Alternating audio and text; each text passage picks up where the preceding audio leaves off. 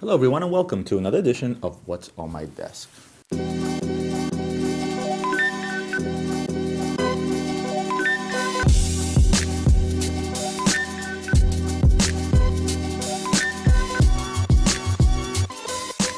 Before I forget, I'm going to show you what's on my wrist. And today I'm wearing a Chopard. Now before you guys make the Home Alone face and go say, oh my God, Roman is wearing a Chopard, why? I told you guys numerous times, I buy what I like, I wear what I like. And for me, oftentimes when I make a choice, I take the brand out of the equation. I look at the watch overall. What am I wearing? I'm actually wearing a pretty rare Chopard. This is a Milli Migli, as you may have guessed by the strap and the buckles and the coloring and everything else on the dial. This is a very limited edition of only 28 pieces.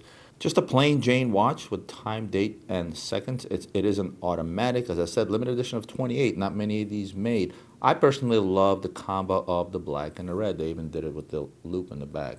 It's got the deploying buckle that looks like a regular buckle. I wish it was just a regular buckle. It'd be more comfortable. But nevertheless, super light, super comfortable. It's just a cool looking watch, if you ask me. And I like anything that has to do with cars too, so that's probably a good plus. Retail, I think, is like $9,900. You can pick these up anywhere from 30 to 40% off retail. But on to what's on my desk. What did I bring? I brought a Hublot, 2 APs, and one of the Holy Trinity, the Vacheron. I think I'm going to start just real quick with the new AP Camo. This is a watch that I actually reviewed. If you remember when I did the review last year of SIHH and Baselworld, for that matter, I talked about these new pieces without having them in hand. And when I actually got one in hand, I was pretty darn impressed. Now, this was part of their Camo edition. They did the green one, they did this one, and then they did one in rose gold. This is the blue one. I saw the green one as well, and when I thought the green one would be my favorite, I have to say, I have to go with the blue. Right off the bat, I want you to note something cool. All right, so Audemars Piguet started sealing their watches in these plastic cases. And it's not like Rolex has the plastic bezel or Panerai that has that rubber thing that they put on top, looks like a condom, right? This is actually hard plastic that contours the entire watch from both top and bottom. So when the watches come new, this is now how they come. You can sort of see a line right here where you can crack this crystal open. Obviously, I'm not going to do that, but I actually had a customer tell me that he took off the top part and never took off the bottom part, not realizing that it was actually still on, because you can really see the entire watch really, really well, even through this clear plastic, I don't know, suit, if you want to call it that. But anyway, here's the new blue Offshore live and in person.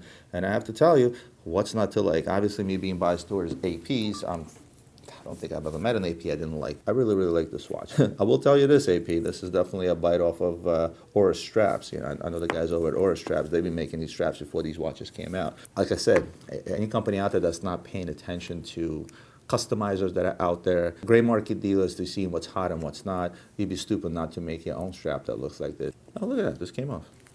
If you know there are thousands of people out there been buying Aura straps to customize their APs, why not make your own?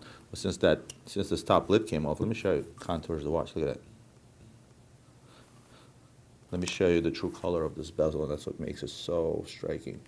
Matching buttons, crown, strap, everything about this watch I love. $32,200 retail price. You'd be hard pressed to pick this watch up for less than $38,000. Why?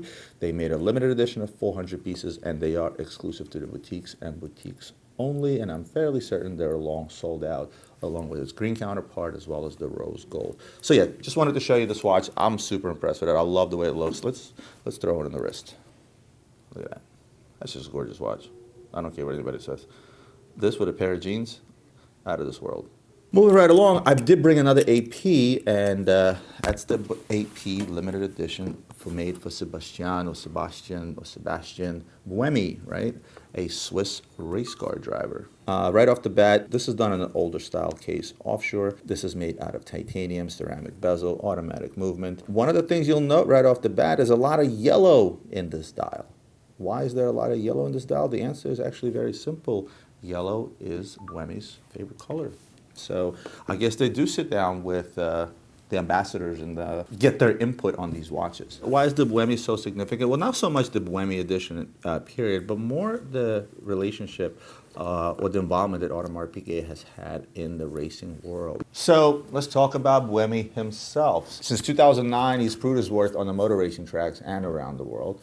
And, you know, this watch was dedicated to him as a young champion. The fact that he's actually Swiss, I would imagine makes it a big deal. Swiss watch manufacturing, Swiss driver, young kid, right? Let's talk about the ambassadors. Yarna Trulli. Michael Schumacher, Rubens Barrichello, Juan Pablo Montoya, right? I mean, for this young kid to be put up as an ambassador alongside these greats, I think it was a great honor for him. And it resulted in a hell of a looking offshore. No deploying buckle, love that.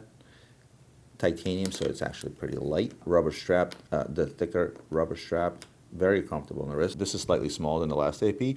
The Camo was 44 millimeter. This is actually 42 millimeters.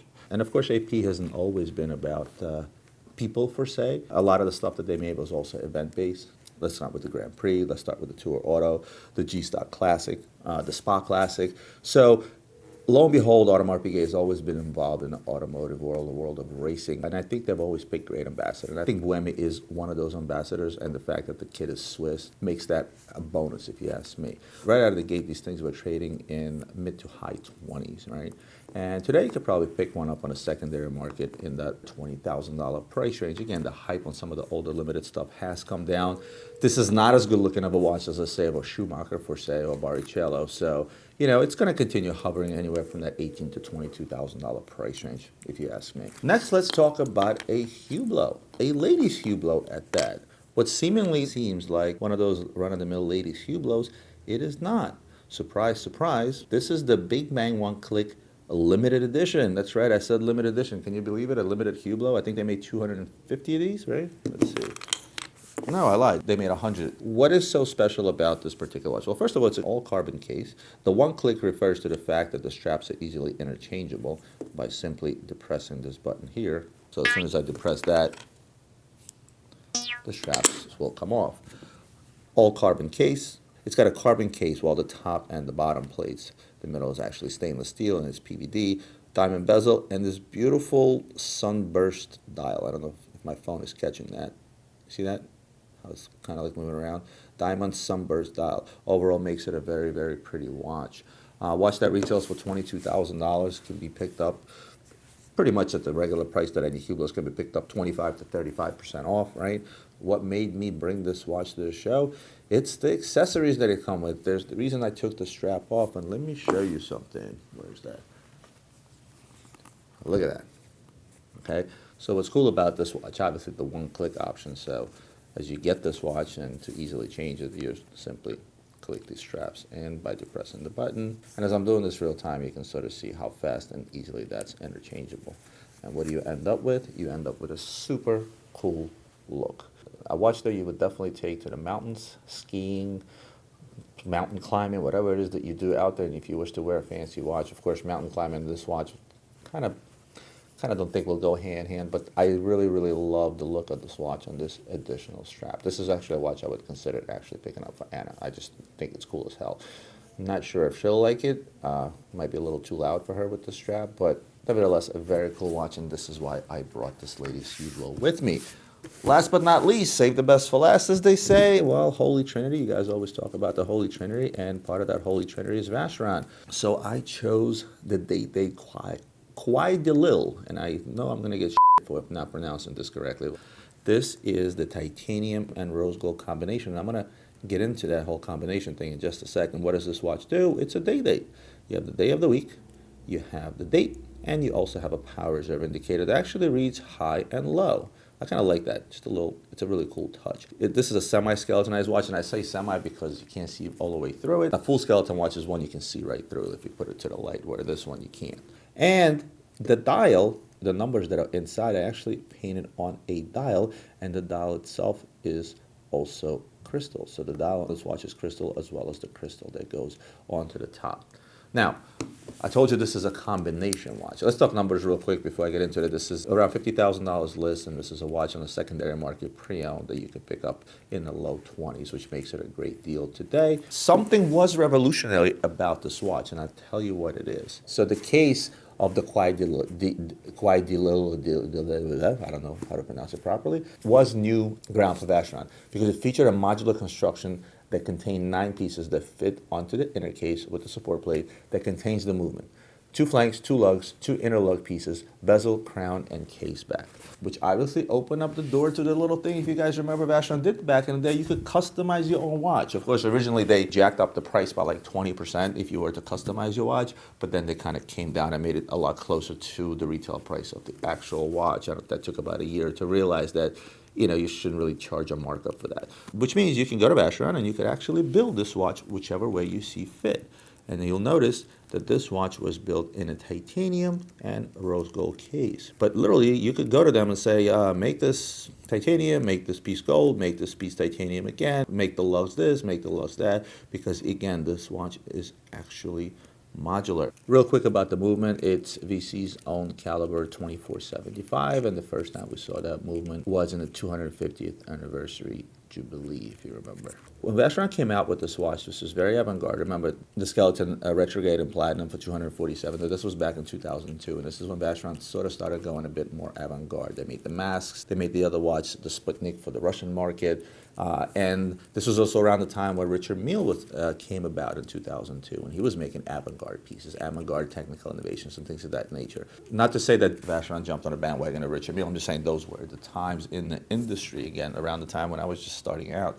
People, again, either loved it or hated it, and it's like, why? Because it wasn't, this isn't your typical classy Vacheron Constantine. The fact that you can customize the watch was a bit bizarre to a lot of people.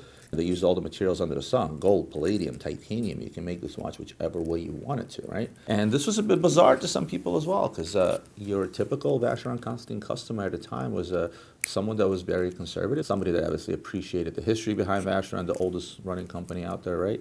Somebody that appreciated the craftsmanship, and so when they saw something a little bit more modern, a little bit more avant-garde, it was just like the Royal Oak Offshore coming out in 1993, this big 44-millimeter behemoth that weighed a ton, right? It was very, very avant-garde for the time, or avant-garde for the brand, let's just say. So those that hated it secretly bought it. Those that loved it secretly bought it. This watch was popular. This watch is still popular. This watch still resells well. For an older pre-owned piece like this to be able to fetch half its original, well, it's actually more than half its original value. Originally, the retail was around $40,000, $39,000, I think. For it to hold that type of pricing that many years kind of makes it iconic, and iconic in a way where, by all means, this is not the icon from Vacheron Constantine, but because of the modular case, because of the trial of allowing your customer to customize a watch the way they see fit, this does make it somewhat of an iconic timepiece. Of course, you were limited to options. You couldn't make this watch red, white, and blue, and with titanium, palladium, silver, and whatever. You were limited to the options, but nevertheless, it did give you enough of a customization to make your watch look the way you, as a customer, see fit. I guess one last thing I can say about the Vacheron is this is a versatile watch. I see this watch as both sporty and dressy. I think it will go extremely well with a suit. Because of its nice large size, it can also go well with a pair of jeans. This is not that one nice watch that one would buy for himself. And it's kind of like that with a lot of the skeleton watches. I don't know of any collector out there that goes out to buy himself that one expensive watch and goes for a skeleton. Usually a skeleton ends up in your collection sometime later, a few watches later. And so is the case with this. This is not that one nice watch you buy from Vacheron. This is probably an addition to anyone's collection who appreciates Vacheron, its craftsmanship, its history, and the beauty of this watch. This thing is gorgeous, if you ask me. Anyway, guys, sort of an eclectic mix here today. I want to thank you once again for tuning in. As always, I'm going to ask you to like, comment, share, subscribe, hit the bell button if you are already subscribed so you get notified on my new videos. Other than that, I will see you guys next week for more watch reviews and other videos.